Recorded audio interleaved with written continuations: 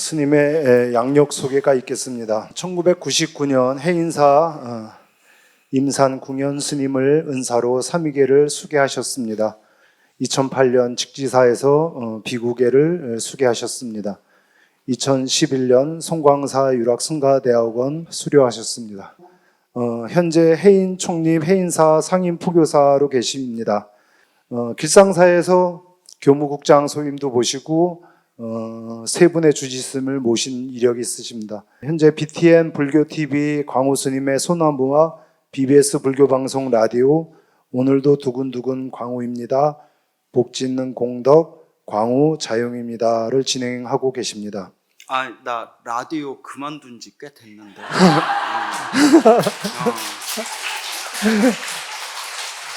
용일 스님 실망이야. 죄송합니다. 나에 대해서 제대로 안 알아봤어. 친해요. 예, 안녕하세요. 예. 와.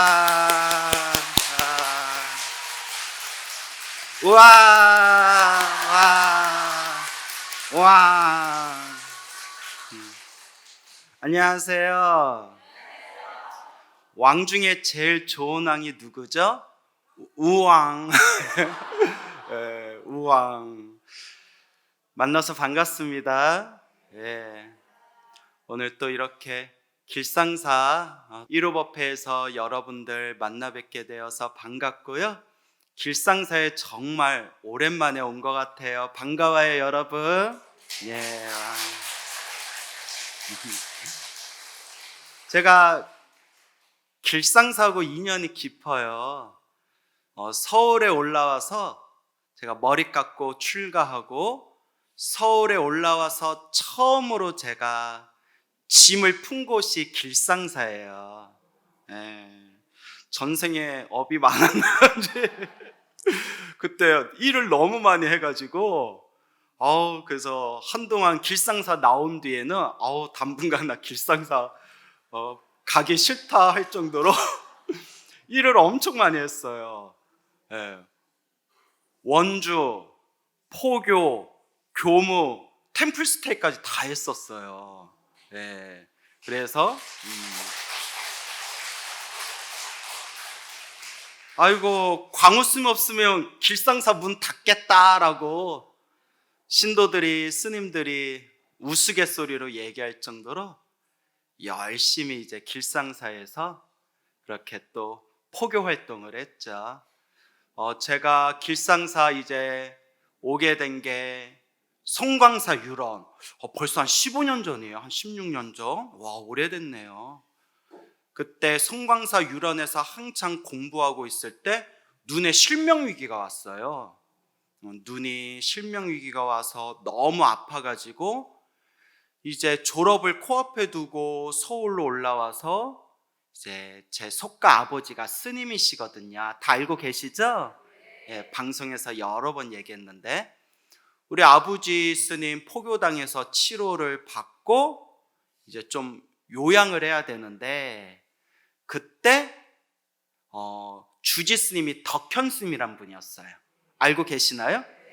또 덕현 스님하고 선원에서 같이 산 적도 있고 또 덕현 스님하고 인연이 좀 깊어서 광우 스님 그 서울에 있다고 들었는데 아이고 잘됐다 길상사에 좀 머무르면서 일 좀 도와줘 하셔서 워낙 길상사가 또 좋은 절로 유명하잖아요. 와 잘됐다 길상사 한번 살아보고 싶었는데 그래서 길상사에 왔는데 길상사에 온 지 일주일 만에 덕현스님이 나가셨어요.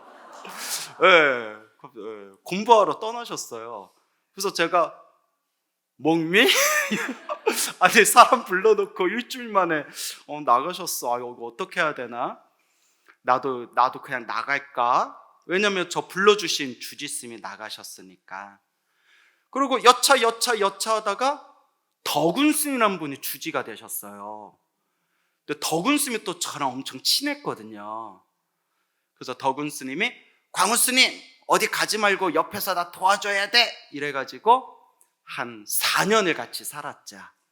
그때 덕운스님 주지스님이었을 때 다 합쳐서 한 4년 가까이 살면서 그때 또 덕일스님이란 분이 총무스님으로 계셨어요. 그러니까 그 덕일스님도 나중에 주지스님 되셨죠.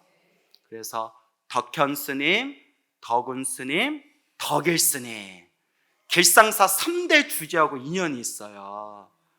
그래서 그런 이제 어떻게 보면 크다고도 할 수 있는 인연이죠. 그렇게 이제 길상사에서 열심히 살다가 이제 여차저차 해서 저 아시는 선배 스님께서 광우 스님 이제 뭐 길상사 오래 살았으니까 그러지 말고 스님도 주지해야 되지 않냐? 내가 저기 어딘지는 말할 수 없지만 저기 이제 좋은 포교당이 있는데 와서 주지 좀 해라 그러셨어요. 그래서 아싸 나도 주지 한번 해볼까? 그 선배 스님 포교당에 가서 1년 정도 살았나? 1년 정도 산 뒤에 이제 내가 한번 직접 해봐야 되겠다. 그래서 주변에서 다 뭐라고 했냐면 광우스님이 포교당을 직접 하면 사람들이 구름처럼 모일 거라고. 사람들이 구름처럼 모일 거라고. 스님이 포교당을 안 하면 누가 하냐고 해서 바람이 불어가지고 성파에다가 작은 포교당을 했는데 우와 사람이 하나도 안 오는 거예요. 사람이 안 와. 길상사 신도들도 안 와. 그래서 스님 광우 스님 최고예요 했던 신도들도 딱 한 번 오더라. 그래서 오늘 오셨는지 모르겠네요. 그때 저 성파에서 포교당할 때 옆에서 저를 애지중지 옆에서 저 챙겨주시던 공양주 보살님이 계셨거든요. 공양주 보살님이 항상 이렇게 한숨 소리가 끊이지가 않았어요. 우리 스님 어떡하나? 우리 스님 어떡하나? 그래서 제 옆구리 찌르면서 뭐라고 했는지 아세요? 그 공양주 보살님이 오늘 오셨는지 모르겠네요. 스님 사주라도 좀 배우세요 이러더라고요. 사주라도 좀 배우세요. 그래서 아이고 그래도 내가 부처님 정법대로 가르쳐야지 내가 사주 배우면 되나 하면서 책은 좀 사놨어요. 하도 답답해가지고. 믿을 게 뭐밖에 없을까요? 부처님 기도밖에 없더라고요. 그래서 거기 월세도 내야 되고 우리 공양주 보살님이 거의 반자원봉사로 공양주 보살님께서 제 옆에서 도와주셨지만 그래도 최소한 품위 유지비도 챙겨드려야 되고 그잖아요. 공과금도 내야 되고 제가 고등학교 졸업하고 바로 출가해서 사회생활을 몰라요. 그래서 내가 포교당 운영하면서 못 되면 이 정도면 되겠지 했는데 막상 해보니까 이 정도면 되겠지의 2배가 더 나가더라고요. 그러니까 그래서 이제 어떻게 해야 되나 한 달에 막 수백만 원을 내야 되는데 이것저것 합쳐서 수백만 원을 내야 되는데 이걸 어떻게 해나 이거 우리 아버지 스님 볼 면목도 없고 이걸 어떻게 해야 되나 하다가 믿을 게 뭐밖에 없어요? 기도. 그래 옛날 스님들이 그러셨다. 무인도에 떨어져도 연불소리만 끊이지 않으면 하늘에서 쌀이 떨어진다고 했다. 그러니까 부처님만 믿고 기도해보자. 정말 열심히 기도했어요. 정말 열심히 기도했는데 일부러 열심히 기도한 게 아니라 열심히 기도를 안 할래야 안 할 수가 없겠더라고요. 죽을 것 같아서 이걸 어떡하나 부처님 저 어떡해요? 부처님 어떡해요? 저 좀 도와주세요 하고 매일매일 금강경을 독송하고 시간 날 때마다 나무아미타불을 연불했어요. 금강경 독송하면서 하이고 수보리야 할 때마다 아이고 부처님 나무 아미타불 연불할 때마다, 나무 아미타불 할 때마다 나도 몰라. 이걸 어떡하나, 이걸 하이고 나도 몰라, 하이고 나도 몰라. 하염없이 그렇게 기도했어요. 그렇게 기도하다가 기도를 정말 간절하게 하면 하늘이 감동해서 하늘에서 음악 소리가 들린대요. 하늘에서 천상의 음악 소리가 들린대요. 경전에도 불교 설화에도 자주 나오는 내용이에요. 연불이 지극하면 하늘에서 천상의 음악 소리가 들린다. 여러분들 들어본 적 있으세요? 네. 또 네 하니까 좀 무섭다. 들어보셨어요? 근데 진짜 그런 게 있대요. 어느 날 하염없이 기도하고 있는데 허공에서 쿵딱 음악 소리가 들리는 거예요. 놀래가지고 하늘의 음악 소리입니까? 하는데 우리 포교당 위에 교회가 있었거든요. 얘네들이 쿵딱 주 예수님은 우리를 사랑하지요 노래 부르고 있더라고요. 내 포교당이 안 되는 게 니들 때문이구나. 포교당 위에 교회가 있어가지고. 그래서 간절하게 정말 간절하게 기도했어요. 정말 간절하게 기도했어요. 근데 여러분, 정말 놀라운 게 정말 신도가 거의 없었거든요. 정말 신도가 별로 없었는데도 딱 한 달 내야 할 돈의 시기가 딱 왔을 때 어떻게든 그 돈이 들어오는 거예요. 네. 아직 박수 칠 때 아닌데 네. 어떻게든 들어오는 거예요. 너무 신기하더라고요. 심지어 이번 달은 정말 앵꼬 났구나. 이번 달은 진짜 어쩔 수 없이 이번 달은 그냥 눈물을 머금고 넘겨야 되겠구나 했는데 어떻게든 그 전날에도 어떻게든 필요한 돈이 들어오는 거예요. 그걸 1년 가까이 반복했어요. 그러니까 기도를 안 할래야 안 할 수가 없는 거예요. 내가 살 길은 뭐밖에 없구나? 기도밖에 없구나. 부처님 정말 감사합니다. 부처님 정말 감사합니다. 제가 부처님 덕분에 삽니다. 눈물 날 것 같아요.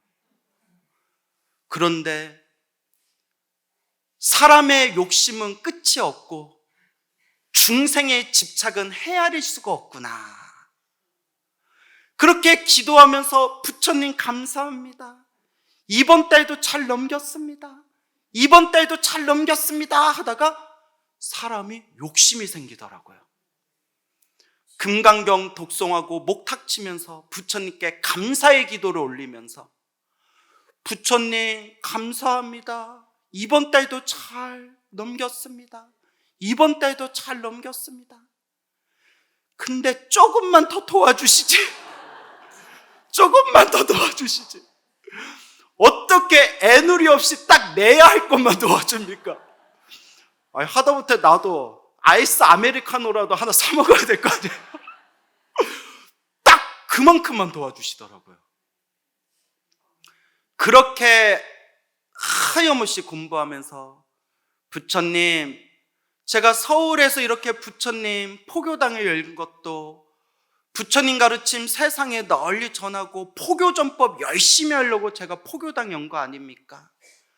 제 포교전법의 원력을 성취하게 해주십시오. 제가 부처님 가르침 널리 전하게 해주십시오 하면서 간절하게 나무 아미타불을 부르고 간절하게 금강경을 독송하던 어느 날 생생한 꿈을 꿨어요. 아주 생생한 꿈을 꿨어요. 그때 제가 모시고 있던 포교당에 삼존불이 계셨는데 그 삼존불이 아주 하얀 옥불로 만든 분이었어요. 하얀 옥불로 만든 하얀색 세 분의 부처님이었는데, 불보살이었는데, 나무 아미타불을 연불하고 금강경을 독송하던 어느 날 생생하게 꿈을 꿨는데, 제가 모시고 있던 포교당의 삼종불이, 새하얀 배곡 옥불 삼종불이 형광등 100개, 1000개, 10,000개를 켜놓은 것처럼 환하게 방광을 하는 거예요. 눈을 뜰 수도 없을 정도로 새하얀 황금빛이 옥불에서 방광을 한 거예요. 부처님 하면서 잠에서 딱 깨는 순간 범상치가 않은 거예요. 야, 그때 정말 로또를 사야 되나? 뭘 어떻게 해야 되나? 아무리 봐도 이거 대박날 조짐인데, 부처님, 꿈에서 세 분의 부처님이 방광을 했으니 이게 무슨 징조입니까, 부처님? 그리고 며칠 후에 불교TV BTN에서 전화가 왔어요. 스님 안녕하세요. 예, 안녕하세요. 스님, 저희가 이제 젊은 스님들을 발굴하려고 그러는데, 스님이 법문을 재밌게 하신다는 얘기 들어서 오셔서 일주일에 한 번씩 4번, 그렇게 한 달로 해가지고 일주일에 한 번씩 4번 모교법회라고 해가지고 법회가 있는데 법문 한번 해주실 수 있겠습니까? 원래 내 성격 같아서는 한번 튕겨야 되는데 저 그렇게 쉬운 남자 아니거든요. 근데 워낙 다급한지라 아이고 고마워요, 해야죠. 어떻게 포교당 홍보라도 할까 싶어서. 원래 제가 좀 튕기는 성격이에요. 길상사 올 때도 우리 덕조 주지스님께 혼났어요. 왜 이렇게 튕기냐? 스님, 내가 튕기려는 게 아니라 우리 덕조 주지스님께서 부르는데 제가 어떻게 안 올 수가 있겠어요. 근데 왜 꼭 저 바쁠 때만 부르십니까? 이미 선약이 돼 있는데. 그래서 원래 셋째 주인데 둘째 주로 오늘 바꾸셨죠. 그래서 우리 덕조 주지스님께 너무 죄송하더라고요. 그래서 길상사에 불러주신 것만도 고맙고 감사한데 내가 너무 튕긴 것처럼 보여가지고 스님 제 마음 아시죠? 이랬더니 몰라 이러잖아요. 그래서 자, 어쨌거나 그때 불교TV BTN에서 딱 한 번 촬영해서 방송에 나왔는데 완전 대박이 났대요.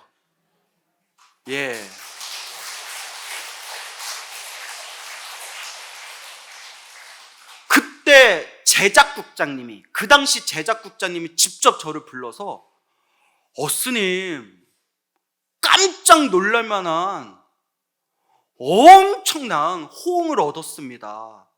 솔직히 저희들도 지금 당황스러워가지고, 아니 이 젊은 스님이 뭐 그렇게 유명한 스님들도 아니고, 아니 이게 웬일이지? 그래서 저희가 상의를 해가지고 스님 프로그램을 하나 만들어 드리겠습니다. 그래서 보통 3개월에서 6개월 정도 하는데 잘 되면 1년입니다. 그러니까 1년 정도 하면 성공한 겁니다 라고 얘기하시더라고요. 몇 년 하면 성공한 겁니다? 1년 하면 성공한 겁니다. 그리고 보통 한 3개월 내지 6개월 정도 합니다. 그래서 제가 한번 해보겠습니다. 그거 제 목표가 몇 년이었을까요? 1년. 1년을 목표로 열심히 방송활동을 한 게 소중한 나 무한행복 소나무라는 프로그램이었는데 그게 지금 10년째를 맞이했다.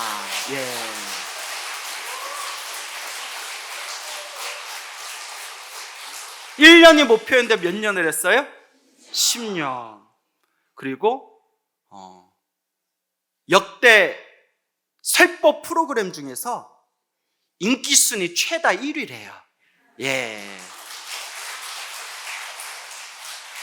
제 입으로 얘기해서 너무 부끄럽네요. 원래 저 컨셉이 겸손인데.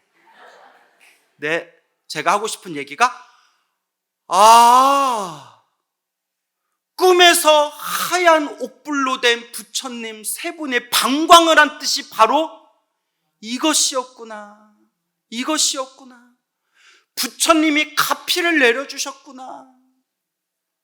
부처님의 기도 가피가 반드시 영험이 있구나. 절대 허망하지가 않았구나. 참으로 진실하구나. 부처님 감사합니다. 부처님 감사합니다. 늘 부처님이 감사한 마음으로 살면서 몇 개월 전에 깜짝 놀랄 만한 얘기를 들었어요. 저희 아버지 스님한테. 스님께 제 꿈 얘기를 들려드리면서, 스님, 제가 그 포교당할 때 얼마나 마음고생이 심했습니까?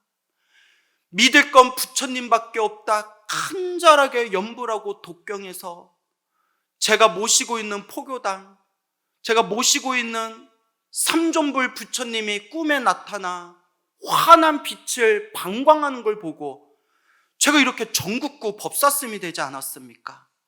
제가 이렇게 부처님 가르침을 전국에 널리 전하고 다니지 않습니까? 아버지 스님, 저 나중에라도 저 포교당에 있는 삼존불 부처님 제가 꼭 모시고 싶습니다. 지금 다른 스님이 거기 계시다고 들었는데 그 삼존불 부처님은 꼭 제가 모시고 싶습니다. 얼마를 들여도 상관없으니까 제가 꼭 모셔가고 싶습니다. 했더니 저희 아버지 스님이 깜짝 놀랄 말씀을 해주셨어요. 광우야, 그 포교당에 있던 삼존불 백옥 부처님, 스님, 그거 플라스틱이야. 야, 그거 그렇게 안 비싸다, 야. 특수재질 플라스틱이야. 깜짝 놀라가지고, 야, 요새 어쩜 그렇게 기술이 좋아요? 아니, 스님이 10년 전에 이거 옥불이라고 했잖아요. 옥불이라고 했잖아요. 우리 아버지 쓰면 옥불을 모델로 만든 플라스틱이라고. 야, 여러분, 제가 이 얘기 왜 했는지 아시겠어요? 제가 가슴을 딱 쳤어요. 좋은 도량이 따로 있는 게 아니구나. 영험 있는 불상이 따로 있는 게 아니구나. 바로 뭐였구나? 내 믿음이었구나. 내 마음이었구나. 여러분, 플라스틱, 특수재질 플라스틱 부처님이 꿈에서 방광을 했다고 해보세요. 누가 믿겠어요? 우리 막 영험 있는 부처님, 영험 있다는 불상 막 찾으러 다니잖아요. 그렇죠? 아니었어요. 아니었어요, 여러분. 바로 이 자리. 우리 포교당 위에 교회가 있었고, 그 포교당 상가 건물에 모시고 있는 부처님은 무슨 부처님이었고? 플라스틱 부처님이었고, 그 속에서 간절히 기도해서 꿈에서 세 분의 부처님이 방광을 하는 생생한 꿈을 꾸고 몽중가피를 받았는데, 그 도량이 유명한 영험 있는 도량이 아니었고, 그 부처님이 그 불상이 영험 있는 불상이 아니었고, 온전히 부처님을 향한 믿음, 간절한 내 마음의 힘이었구나라는 것을 제 가슴을 탁 치게 되었습니다. 아시겠죠, 여러분?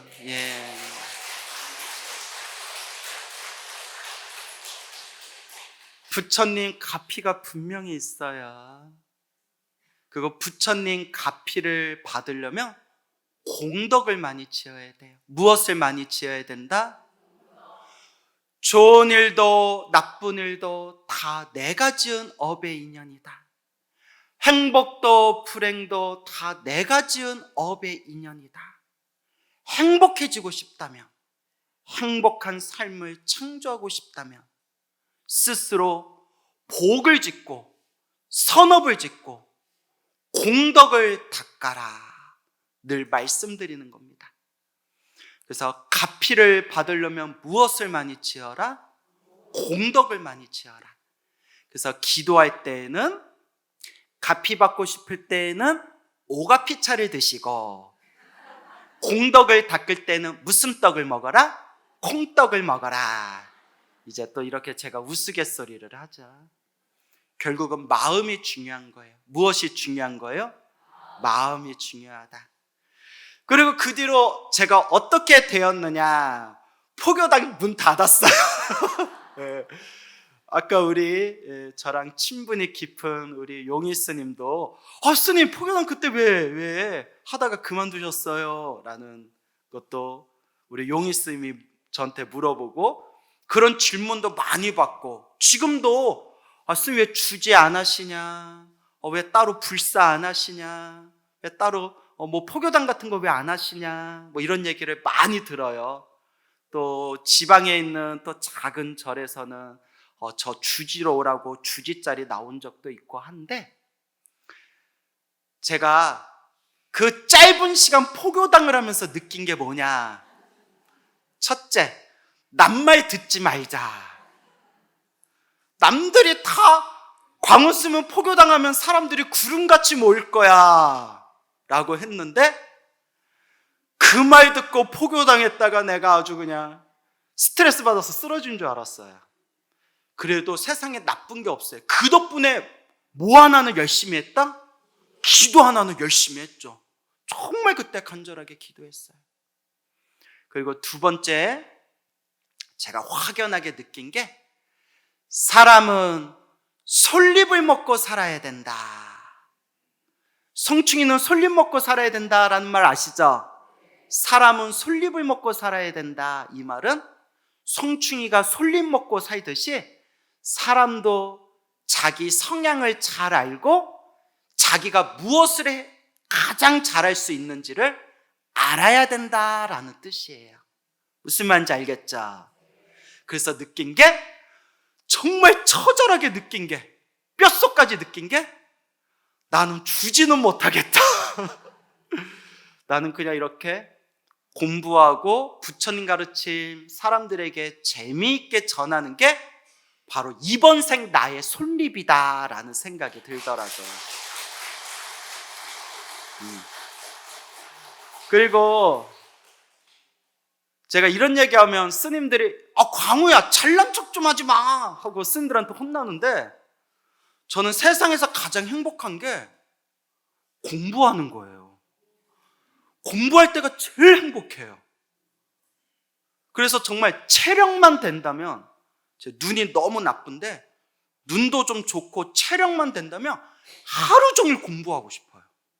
그러니까 남들한테 보여주는 공부가 아니라 정말 제가 궁금한 공부. 부처님 팔만대장경, 왜 부처님은 이와 같이 말씀하셨나? 왜 나가르주나 용수보살은 이와 같이 말씀하셨나? 왜 역대 큰 스님들은 이와 같이 말씀하셨나? 공부하다 보면 밤을 꼬박 새워요. 정말 체력만 되면 공부만 하고 싶어요. 정말 저는 공부하는 게 세상에서 제일 행복해요. 이런 얘기하면 꼭 스님들이 뭐 좀 하지 마? 잘난 척 좀 하지 마. 네가 그러면 우리는 뭐가 되냐냐 이러시는데, 우리 스님들도 다들 공부 열심히 하시죠. 네, 주지를 하다 보면, 그래서 여러분 주지 스님들한테 잘해야 돼. 아시겠죠? 우리 주지 스님들한테 잘해야 돼요.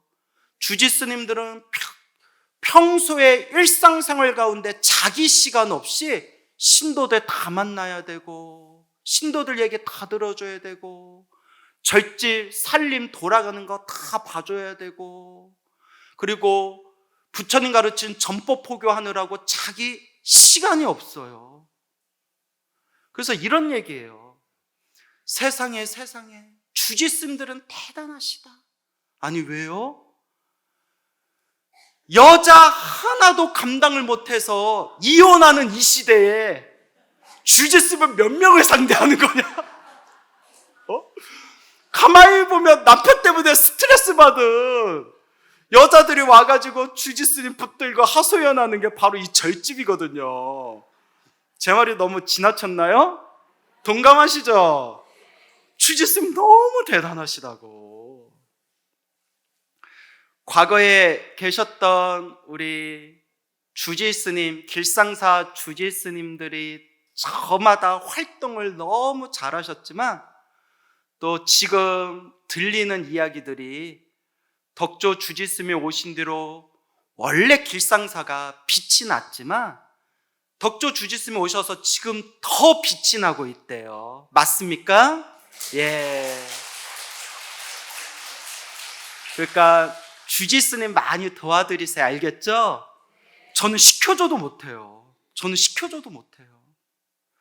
그리고 우리 주지스님보다 더 힘드신 분이 우리 용희스님이세요. 주지스님은 그래도 대장이잖아요. 그런데 우리 용희스님은 또 위로는 대장님 모셔야 되고 또 아래로는 우리 신도님들 또 우리 길상사 살림 사는 거 옆에서 오른팔 역할하면서 살아가고 있잖아요. 그렇죠? 그러니까 우리 용희스님도 많이 도와주세요. 예.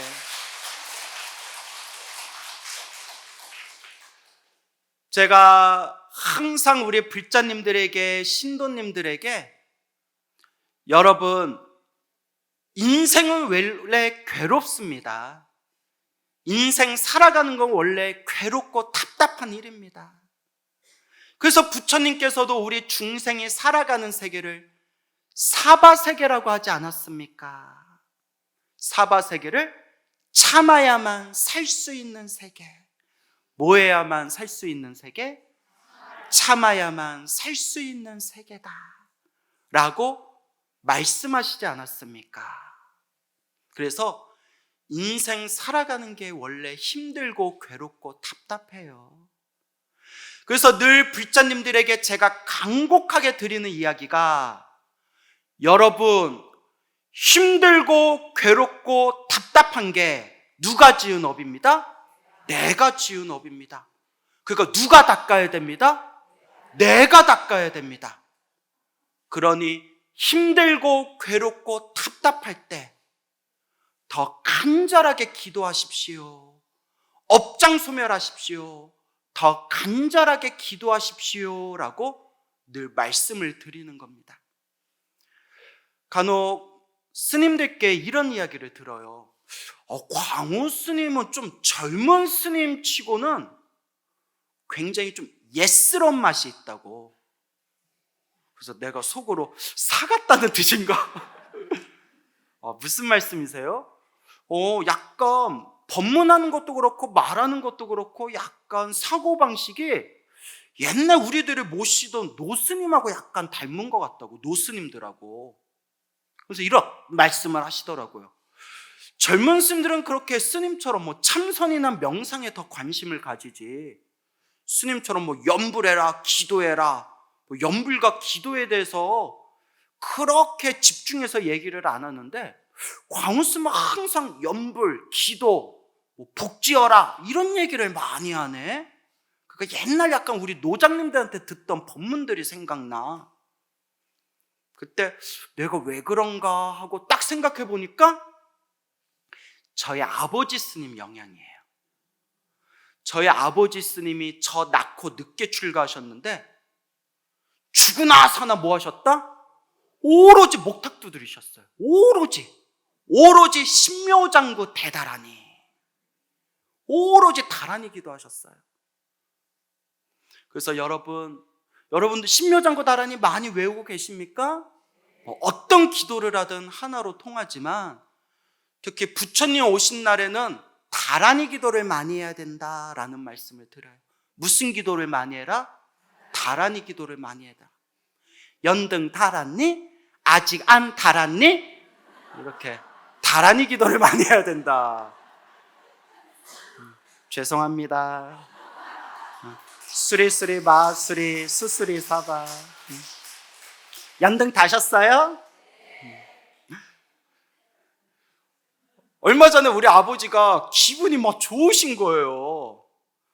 아버지 왜 이렇게 요새 기분이 좋으세요? 했더니 야 내가 여기 충청도 단양에 내려와가지고 역대로 내가 등을 제일 많이 달았다. 몇 개 다셨어요? 하니까 말은 안 해주시는데 항상 20개, 30개 달았거든요. 20, 30개 달다가 한 10배 다셨나 봐요. 그래서 뭐 길상사에 비교해보면 비교할 수도 없을 정도로 적은 숫자지만 아버지가 기분이 너무 좋으신 거예요. 저희 아버지 스님이 간절하게 기도를 하셨는데 그 아버지의 영인 것 같아요. 기도해라. 오로지 부처님만 믿고 목탁 두드려야 된다. 그 얘기를 어렸을 때부터 들었으니까. 저의 아버지 스님이 어머니와 결혼하고 저를 낳고 정말 폭풍 같은 거친 삶을 사시다가 반팔을 못 입으세요. 문신이 있는 건 아니지만 반팔을 못 입으실 정도로. 여기까지만 얘기할게요. 그러다가 아버지 스님께서 호련히 시절인연이 되어 부처님께 귀의하고자 머리 깎고 출가하셨어요. 저희 아버지 스님이 머리 깎고 출가하실 때 저의 어머니가 그렇게 기뻐하셨어요. 나 출가할 때는 엉엉 우셨는데 아버지 출가하실 때는 아이고 죄송합니다 어머니. 근데 저희 아버지 스님이 당신 너무 업보가 두껍더래요. 너무 업장이 두껍더래요. 너무나 거친 삶을 사셨고 너무나 스스로가 업장이 두껍다는 걸 아시기 때문에 간절하게 기도하셨어요. 할 줄 아는 게 신묘장구 대다라니. 목탁을 몇 개를 부셨대요.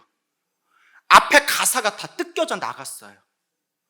힘이 없을 때 목탁기를 막 쥐고 가슴에다 막 갖다 대고 막 치다 보니까 가사가 다 해진 거예요. 그리고 저희 아버지 스님이 지금도 여기에 또렷하게 6개인가 자국이 딱 남아있는데 수십일 동안 매일매일 부처님께 참회 기도를 올리고 이게 연비 참회법이라고 해서 절대 따라하지 마세요. 하루도 안 빠지고 향으로 팔을 지지셨어요. 매일매일 수십일 동안을 지졌던 대로 또 지지고 또 지지고 또 지져서 그게 연비 참회법이에요. 그때 꿈에서 신비한 꿈도 많이 꾸셨대요. 향으로 팔을 지진 데를 매일매일 지지시는 거예요. 이걸 전문 용어로 향빵이라고 하죠. 향빵. 그래서 부처님께서 그렇게 부처님 앞에서 팔을 지져가면서 신묘장구 다라니 기도하시다가 꿈에 저승사자가 찾아왔대요. 꿈에 저승사자가 찾아왔을 때 아버지 스님께서 딱 느끼신 게 나 데리러 왔구나. 저희 아버지 스님이 어렸을 때부터 단명살이란 말을 귀가 아프도록 들었대요. 잘 살아라. 네가 단명살이 있다. 네가 잘못하면 네가 단명을 할 살이다. 라는 얘기를 엄청 많이 들으셨대요. 제가 아버지 스님한테도 확인해 봤어요. 내가 그런 얘기 많이 들었다. 젊었을 때부터 단명살이라고.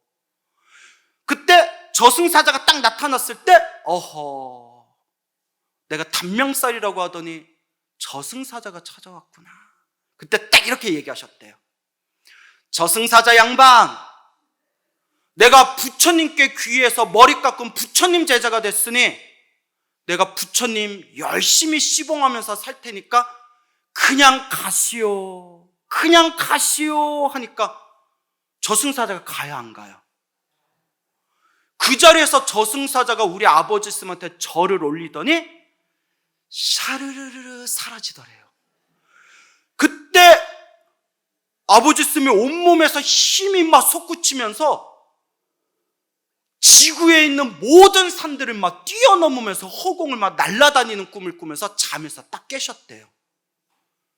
그리고 지금 내일 모레면 80을 바라보시는데 아직까지 건강하게 잘 지내고 계세요. 그런데 놀라운 게 뭐냐면 평생을 아프셨어요. 뭐 하셨다고요? 평생을 아프셨는데 몇 번이나 까무러쳤다가 깨어나시고 까무러쳤다가 깨어나시고 우리 아버지 스님 아픈 얘기하면 책으로 써도 말을 다 못할 지경이에요. 어느 날 제가 이렇게 말씀드렸죠. 정말 의사들이 반송장이 왔다라고 했어요. 반송장이 왔다. 여러분 그 스텐트라고 아시죠? 7번을 하셨어요. 7번. 한두 번이 아니라 스텐트 7번을 하셨어요. 아니 다 말을 못해요. 시간이 없어서 말을 다 못할 것 같아요. 아버지, 스님, 이렇게 기도를 많이 하셨는데 왜 이렇게 아프신 겁니까? 왜 이렇게 아프신 겁니까? 여러분, 절에 다녀도 나쁜 일이 생긴다, 안 생긴다?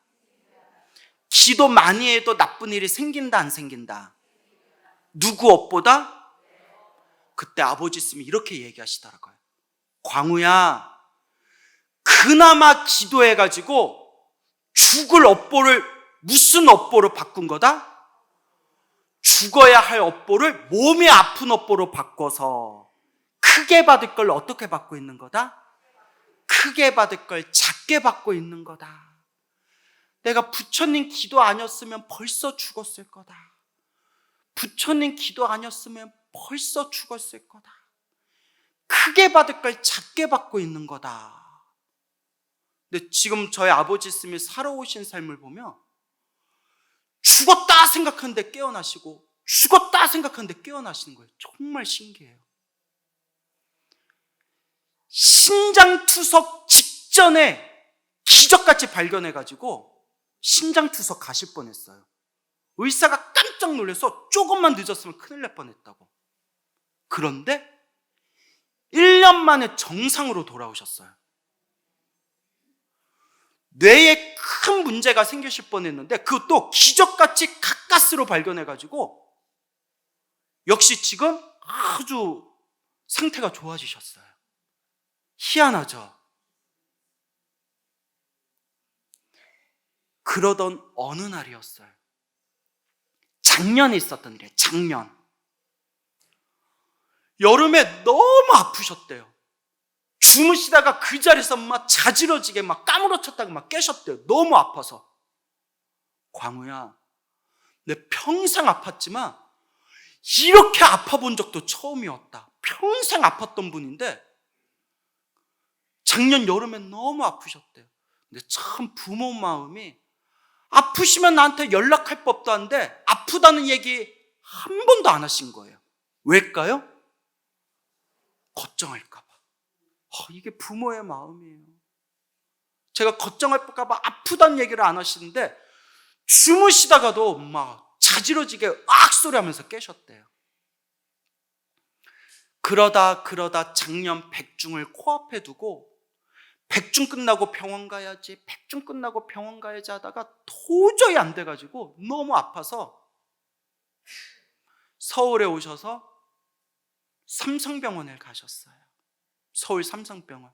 저희 아버지 20년 주치의가 거기 있거든요. 스텐트를 막 7번을 하시고 이제 거의 야자 튼 것 같더라고요. 하도 친해지셔서. 삼성병원에 가셨는데 나중에 알려주시기를, 나중에 말씀해 주신 거예요. 광우야, 나 그때 서울에 병원 갔잖냐. 예수님, 그때 나 솔직히 나 췌장암이다 생각하고 마음에 각오를 하고 간 거다. 췌장암이라고 하셨대요. 왜요? 했더니까 너무 아파서 유튜브를 찾아봤더니 똑같더래요. 췌장암하고 증세가 똑같더래요. 그래서 여러분, 요새 의사 선생님들이 골치가 아프대요. 환자들이 자꾸 와서 아는 소리 하는데 어디서 들었어요? 하면 어디서 봤다? 유튜브에서 봤어요. 근데 저 그 얘기 듣고 아버지 있으면 감탄한 게 췌장암이다라고 이미 스스로 생각했었는데 세상에 병원 가는 그 순간까지 웃으면서 가시더라고요. 웃으면서 가시더라고요. 할 수 없지 뭐. 그냥 췌장암 아니면 다행이고 췌장암이다 생각하고 가면 췌장암이라고 결과가 나와도 이 췌장암이라고 이미 마음에 각오를 했으니까 그렇게 마음을 다스려야 되겠다 생각하고 나 췌장암이구나 생각하고 병원에 가셨는데 담석이었대요. 큰 담석.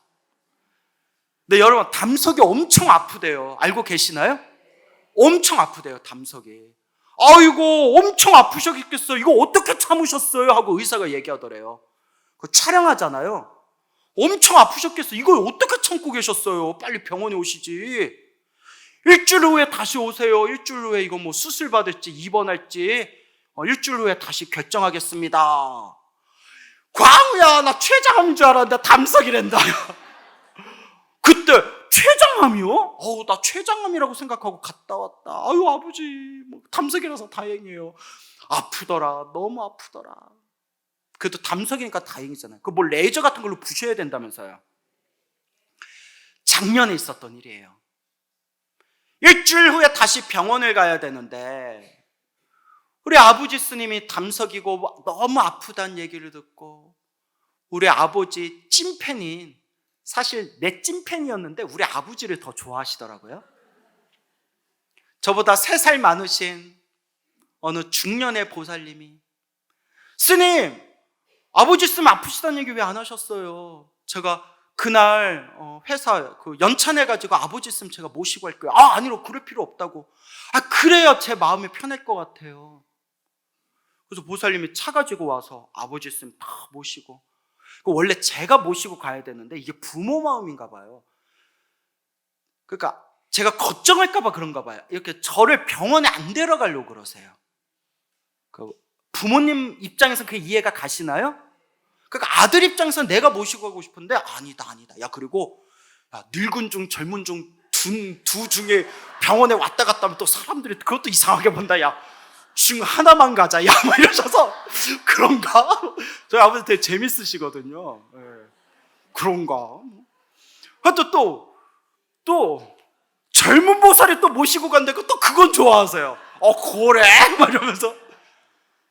그래서 그 젊은 보살님이 차 가지고 와서 회사 연찬해가지고 차 가지고 와서 아버지 스님 다 모시고 병원에 가서 다 이렇게 서류 다 정리하고 뭐하고 또 검사 한번 더 하자고 해서 또 검사 새로 또 촬영 딱 하고 이러쿵저러쿵 해서 담당 의를 만났어요. 담당 의사를 딱 만나서 의사 앞에 딱 앉아있고, 저희 아버지 스님이 이렇게 또 의사 앞에 이렇게 앉아있고 옆에 약간 뒤에 보살님이 같이 이렇게 앉아있었대요.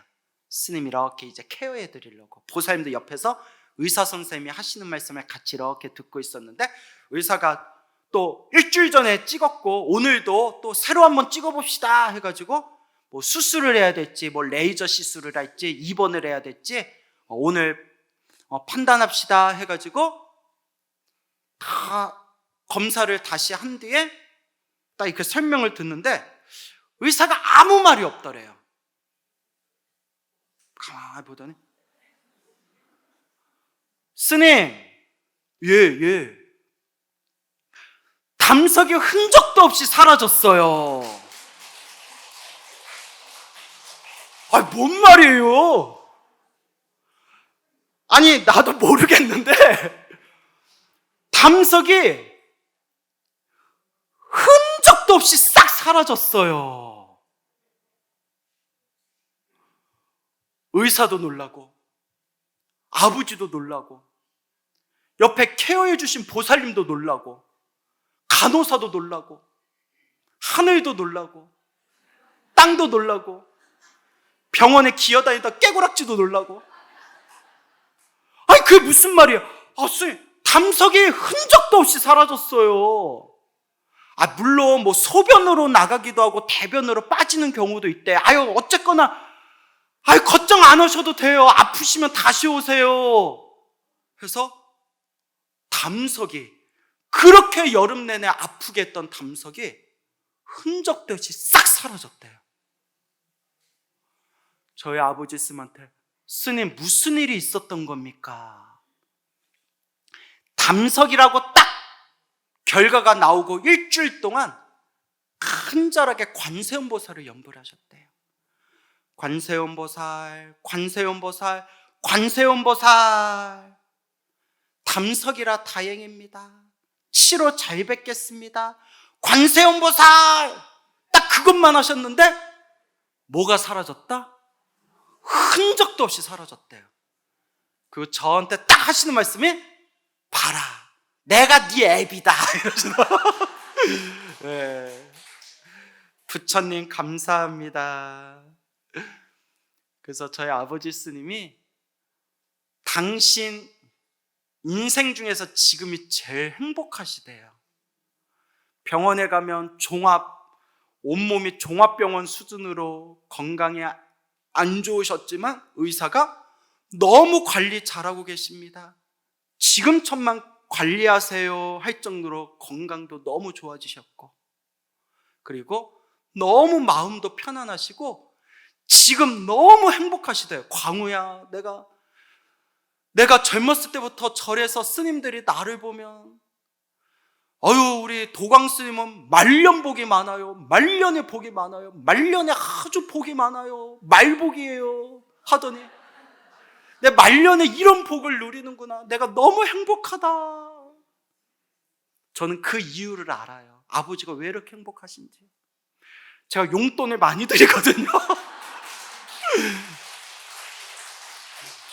진정한 효도는 결국 돈이라는 이 슬픈 현실 속에서 아버지 행복하셨으면 됐지. 웃자고 한 얘기예요. 아버지 스님께서 한참 열심히 공부하실 때, 산에서 백일 기도하실 때 비몽사몽에 생생한 환상을 보셨대요. 기도하다가 생생한 또렷한 영화 같은 환상이 눈앞에 딱 찍혔는데, 태산처럼 덩치가 엄청 큰 노스님이 앉아 계시더래요. 딱 이렇게 큰 염주를 굴면서 노스님이 딱 앉아 계시는데, 노스님 무릎 위에 어린 동자승이 놀고 있더래요. 까르르 하면서 놀고 있더래요. 너무 생생하더래요. 큰 노스님이 있고 무릎에 어린 동자승이 놀고 있는데, 아무리 봐도 저 동자승을 어디서 많이 봤는데, 저 동자승을 어디서 많이 봤는데, 저걸 어디서 봤나 하다가 환상이 싹 사라지셨대요. 그게 아주 오래전 얘기라서 잊어버리고 있다가 제가 19살에 해인사로 머리 깎고 출가해서 삼위계를 받고, 삼위계 받자마자 처음으로 승복을 입고 우리 아버지 스님 절에 와서, 스님, 이제 귀영이가 아니라 광우가 왔습니다, 딱 선배를 드리는 순간 아버지 스님이 깜짝 놀라면서, 눈치채셨죠? 그 노스님 위에서 놀던 동자승 똑같은 얼굴이 누구 얼굴이더라? 광우 얼굴이더라 하면서 그 얘기를 듣는 순간, 내 이번 생 타고난 내 업의 팔자가 스님 되는 거였구나. 이미 아버지가 다 보고 계셨구나. 이번 생에 아버지도 나도 이번 생에 스님 되려고 이렇게 태어났구나. 그래서 불심이 없는 분들은 우리 아버지하고 아들인 제가 다 함께 출가했다는 얘기를 들으면 하는 얘기가, 저 집안이 망하려니까 아버지 아들이 다 출가했구나. 내 스님이나 불심이 깊은 분들은 얼마나 전생에 복을 많이 지었으면 아버지도 출가하고 아들도 출가했을까라고 합니다. 누가 제일 좋아하실까요? 우리 엄마가 제일 좋아요. 자, 그래서 여러분, 오늘 길상사 10년 만에 오는데 만나서 너무 반가웠고요. 부처님 가피는 있다 없다? 분명히 있습니다. 단 열심히 절에 다니고 기도해도 나쁜 일이 생긴다 안 생긴다? 그것도 누가 지은 업이다? 내가 지은 업이다. 아무리 힘들고 괴로운 일이 생겨도 간절하게 기도하고, 기도하다가 나쁜 일이 생기는 것은 가피가 없는 게 아니라, 효험이 없는 게 아니라 크게 받을 걸 어떻게 받고 있는 거다?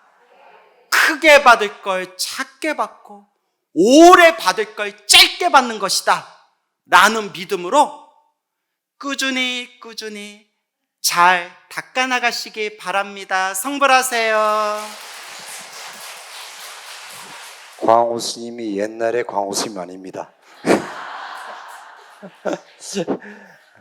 옛날에 길상사에 살았고 송광에서 살았는데 옛날에 광호 스님이 아니라 지금은 유명한 광호 스님이 왔습니다.